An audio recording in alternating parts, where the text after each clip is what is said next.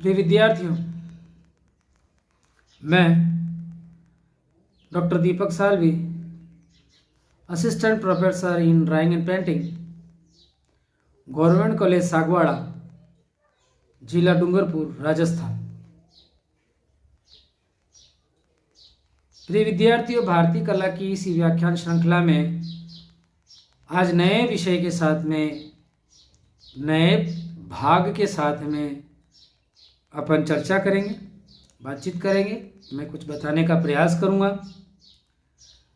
प्रिय विद्यार्थियों, आज से पहले के जितने भी व्याख्यान रहे हैं वो आपके चित्रकला से केंद्रित रहे हैं, चित्रकला पर आधारित रहे हैं कि भारतीय चित्रकला की क्या क्या विषय वस्तु रही, कैसे शुरुआत रही, क्या क्या अवशेष हमें प्राप्त रहे। तो इस बारे में हमने बात की, कौन कौन से कलाकारों ने क्या क्या चीज़ें बनाई। इस पे हमारा पूरे ई व्याख्यान, अभी से पहले के ई व्याख्यान सारे केंद्रित रहे चित्रकला में। प्रिय विद्यार्थियों, अब हम आज भारतीय मूर्तिकला के क्या क्या परिदृश्य रहे, भारतीय मूर्तिकला पर क्या क्या चीज़ें रही है, उनको हम फोकस करेंगे। भारतीय मूर्ति जैसे चित्रकला का कैसे विकास हुआ, कैसे प्रागैतिहासिक शैल चित्र रहे, कैसे पहाड़ी चित्रशैली, राजस्थानी चित्रशैली, मुगल चित्रशैली, पटुआ, बंगाल, राजा रवि वर्मा, एस.एच. रजा, के चारा, राम गोपाल विजय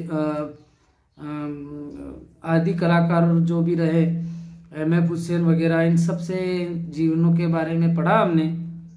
अब हम भारतीय मूर्तिकला के बारे में कुछ संक्षिप्त में अब ई व्याख्यान हमारे केंद्रित रहेंगे। तो भारतीय मूर्तिकला का इतिहास। प्रिय विद्यार्थियों, भारतीय मूर्तिकला का जो इतिहास है वो अत्यंत ही प्राचीन है, जो भारतीय मानव की सभ्यता के साथ जुड़ा हुआ है। और भारतीय कला भारतीय धर्म और संस्कृति की मूर्त अभिव्यक्ति रही है, जहाँ व्यक्ति विशेष के विचार नहीं, भारतीय समूह का सामूहिक अनुभव और चिंतन का व्यक्त हुआ है। और भारतीय कला में देवता, मनुष्य, पशु पक्षी, वनस्पति जगत के विराट भाव को स्थूल रूप में, मतलब छोटे रूप में प्रस्तुत करने का प्रयास किया है। कला के विभिन्न माध्यमों में मूर्तिकला निस्संदेह सर्वाधिक सशक्त और बहुआयामी रही है, जिसमें धर्म सदैव आगे रहा है। किसी भी धातु जैसे सोना, चांदी, तांबा, कांसा, पीतल, अष्ट धातु अथवा कृत्रिम धातु, पारे के मिश्रण, रत्न, उपरत्न, कांच, कड़े और पत्थर, मिट्टी, मोम, लाख, हाथीदांत, शंख, सीप आदि को उनके स्वभाव अनुसार गढ़कर, खोदकर, उभार कर, कोर कर, पीट कर, हाथ या औजार से मोड़कर बनाई गई आकृति जो होती है उसे मूर्ति कहा जाता है। ऐसा अनुमान लगाया जा सकता है कि मूर्ति निर्माण के पीछे 3 उद्देश्य रहे होंगे। पहला, अपनी स्मृति को बनाए रखने के लिए, दूसरा, अमूर्त को मूर्त रूप देने के लिए, और तीसरा, किसी अज्ञात भाव को आकार देने के लिए मूर्ति बनाने का प्रचलन रहा होगा। भारत में आरंभिक मूर्तिकला की जानकारी सिंधु घाटी के 2 प्रमुख केंद्रों हड़प्पा, हरुपुरिया जिसे कहते हैं, और मोहनजोदड़ो, मुर्दों का टीला जिसे कहते हैं, की खुदाई से प्राप्त अवशेषों से मिली है। इस सभ्यता का समय 2700 ईसा पूर्व से 1700 ईसा पूर्व के आसपास माना गया है। इस सभ्यता से प्राप्त प्राचीन कला अवशेषों से तत्कालीन भारत के रहन सहन, रीति रिवाज, कलात्मकता, खान पान, वस्त्राभूषण और ज्ञान विज्ञान का हमें परिचय प्राप्त होता है। सैंधव सभ्यता की रचनात्मक प्रतिभा सुंदर प्रतिमाओं के निर्माण में प्रदर्शित होती है। सैंधव सभ्यता के रचनात्मक ये मूर्तियां जो मूर्तियां हैं विभिन्न पदार्थों जैसे पत्थर, मिट्टी, धातु आदि से बनी होती हैं। और अधिकांश मूर्तियां जो हमें हैं वो मिट्टी की ही बनाई गई प्राप्त होती है। ये उत्तम प्रकार की लाल रंग की पकाई गई मिट्टी से प्राप्त होती हैं। मोहनजोदड़ो से प्राप्त कलाकृतियां, तो मोहनजोदड़ो से कुछ रोचक मूर्तियां प्राप्त हुई है, जिसमें त्रिफुलिया अलंकरण वाले उत्तरीय को ओढ़े हुए एक दाढ़ी वाले योगी की सुंदर मूर्ति है, जिसके नेत्र समाधि अवस्था में नाक के आगे के भाग में ध्यानमग्न है, जैसा कि आप चित्रों में देख रहे हैं। एक अन्य मूर्ति पुजारी की मूर्ति, जिसका सिर भारी है, जबड़े चौड़े, होंठ बद्दे व तस्तरी नुमा कान है। मोहनजोदड़ो से प्राप्त एक नारी की मिट्टी से निर्मित अत्यंत सुंदर और प्रभावशाली मूर्ति है। इस मूर्ति के गले में कंठा, बाहुओं में भुजबंद तथा गले में विभिन्न प्रकार के हार जो छाती तक लटके हुए हैं। एक बड़ा हार कंधों से झूलता हुआ करधनी को छूता हुआ अंकित है। मूर्ति के सिर पर पंखे नुमा आकृति है। मूर्ति के स्तन उन्नत दिखाए गए हैं। शरीर पर मुख का भाग अलग से चिपकाया गया प्रतीत होता है। मूर्ति की बनावट उनके पहनावे से ऐसा लगता है कि वह किसी देवी की मूर्ति हो। एक अन्य खड़ी मूर्ति में जो पूर्व की मूर्ति के समान है, इससे पहले जो भी मूर्ति नारी की मूर्ति की बात करी है, अलंकरण यहीं से प्राप्त हुई है। सिर पर उभरा चौड़ा पंखनुमा आवरण अंकित है। हाथ व पैरों का अंकन डंडे के समान है, जिस पर अंगुलियों का अंकन नहीं है। मोहनजोदड़ो से प्राप्त ताम्र की 2 तवंगी एवं एक कांस्य की नर्तकी प्राप्त हुई है, महत्वपूर्ण है। इस नर्तकी की जो मूर्ति है वो उसकी ऊंचाई 9 सेंटीमीटर है। इनमें से एक नर्तकी युवती प्रतिमा के हाथ लंबे तथा पैर अनुपात रहित हैं। बाई भुजा में वह युवती कोहनी तक के मोटे कड़े पहने हैं। वह दाहिना हाथ कमर पर टिका है और बायां पैर ताल देने की मुद्रा में मुड़ा हुआ है। इस प्रकार इस मूर्ति में लय व गति का अद्भुत समावेश हमें देखने को मिलता है। हड़प्पा से प्राप्त मूर्तियां। हड़प्पा से लाल पत्थर की बनी पुरुष के धड़ की मूर्ति है, जो 3.25 ऊंची है। इस पर ओपदार पालिश है, जिससे मांसपेशियों का गठन व यथार्थता दर्शनीय है। मूर्ति की गर्दन व कंधों में छेद बने हुए हैं, जिससे उसमें क्रमशः सिर व भुजाओं को अलग अलग से बनाकर जोड़ा गया है। वर्तमान में यह प्रतिमा राष्ट्रीय संग्रहालय नई दिल्ली में संग्रहित है।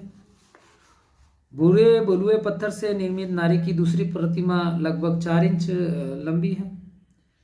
यह मूर्ति दयाराम साहनी को हड़प्पा के उत्खनन से प्राप्त हुई है।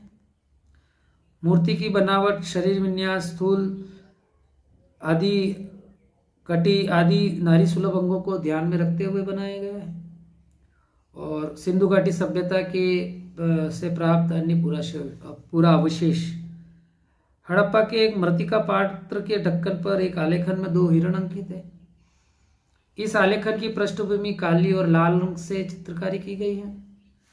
मोहनजोदड़ो में 3 मिट्टी की मुहरें मिली है, जिनमें मोहनजोदड़ो से प्राप्त एक मुहर पर शिव पशुपति के रूप में पशुओं के साथ अंकन बनाया गया है। इस मुहर में सिंहदार मुकुट पहने त्रिनेत्रधारी शिव एक योगी के समान सिंहासन पर बैठे हैं। उनके चारों ओर दाहिनी ओर हाथी और चीता, बाईं ओर गेंडा और भैंसा तथा सिंह वाला हिरण सिंहासन के बीच में खड़ा है। सिंधु घाटी में कुछ ताम्र मुद्राएं भी मिली है, जिन पर पशु आकृतियां उत्कीर्ण है। इनका आकार 1.2 और 0.5 इंच है। कुछ विद्वानों ने इन्हें ताबीज भी कहा है। इन मुहरों पर अंकित लिपि को अभी तक पढ़ा नहीं गया है। मोहनजोदड़ो में पकी मिट्टी के खिलौने भी प्राप्त होते हैं। पक्षी की आकार की सींटियां, झुंझुना, पहियों से युक्त चिड़िया रथ आदि हैं। मोहनजोदड़ो से ही विभिन्न प्रकार के सुंदर आभूषण प्राप्त होते हैं, जिनकी कारीगरी जो है हमें देखने को ही मिलती है। तो प्रिय विद्यार्थियों, सिंधु घाटी सभ्यता का अंत लगभग हमारे इस टॉपिक के पश्चात 1500 ईसा पूर्व में माना जाता है, 1700 ईसा पूर्व में माना जाता है। और मौर्य कला का जो आरंभ है 4वीं शताब्दी ईसा पूर्व से माना जाता है। अतः दोनों सभ्यताओं के 1500 से ईसा पूर्व से 4वीं शताब्दी ईसा पूर्व दोनों शताब्दियों के बीच में लगभग 1000 वर्षों का अंतर है। और सिंधु घाटी सभ्यता के पश्चात मौर्य काल में ही हमें कलाकृतियाँ प्राप्त होती है।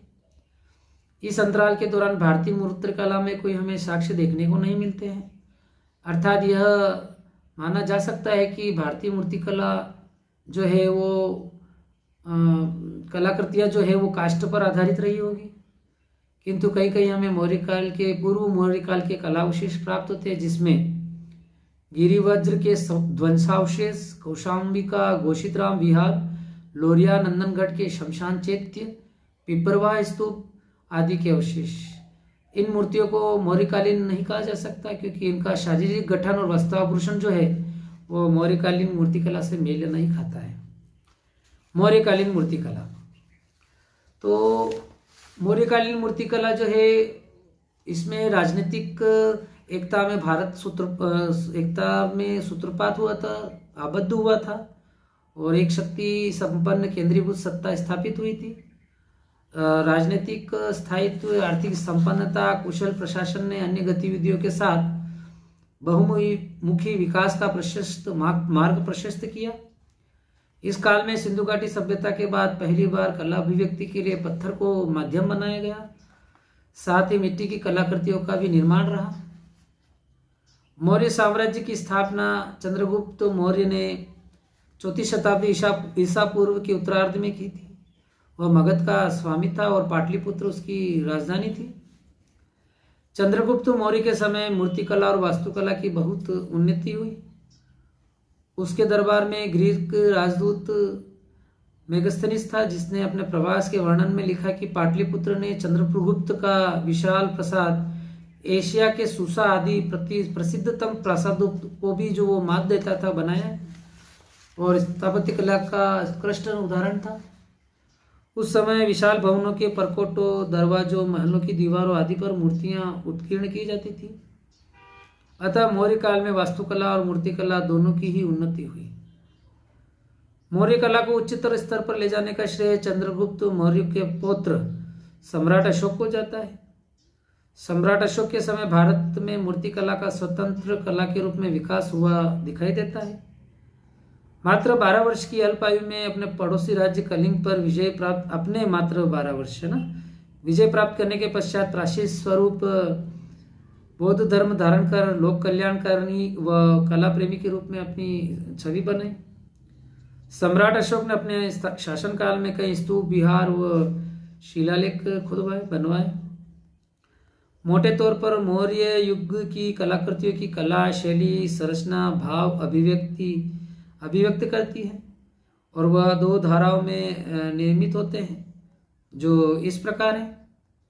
राजाश्रित कला, राजा या केंद्रीय सत्ता से अनुप्राणित कला पक्ष राजाश्रित कला के रूप में इसके अंतर्गत राजप्रसाद, स्तूप, चैत्य, विहार, गुफाएं आदि बनाए गए हैं। स्तंभ, लोक कला, लोक संस्कृति पर आधारित लोक कला है ना। इसके अंतर्गत यक्ष यक्षिणियों की प्रतिमाएं तथा लोक कला के रूप में देश भर से प्राप्त कई कलाकृतियां जो तत्कालीन समाज के धार्मिक तथा सांस्कृतिक जीवन को प्रस्तुत करती है।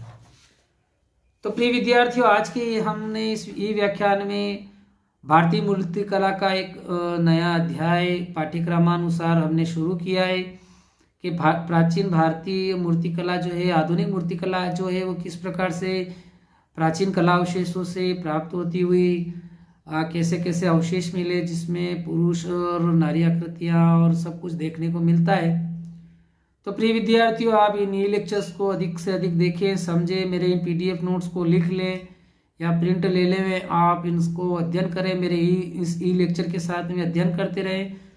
और मैंने ये बहुत सारी किताबों को कंट्रीब्यूट करके ये ई लेक्चर बनाए हैं, फोटोग्राफ्स के साथ में मैं आपको बताने का प्रयास कर रहा हूँ। और आपकी जो असाइनमेंट और जो स्केचिंग की फाइल है वो आप मैंने आपको पहले के लेक्चर में भी बताया है कि आप लाइव स्टडी मनुष्य, किसी भी मानव या महिला का सिर से लेकर पांव तक आपको पेंसिल शेडिंग करना है, पेंसिल से छाया प्रकाश बताना है, और 100 से 150 के बीच में स्केचिंग बनाने हैं। समय बहुत कम है, इसलिए आप इन लेक्चर को समझें, सुने, समझें PDF नोट्स को पढ़ें और आप असाइनमेंट वगैरह सबमिशन, अब आपका नज़दीक समय आ गया है, आप इसको बनाने का प्रयास करें। धन्यवाद।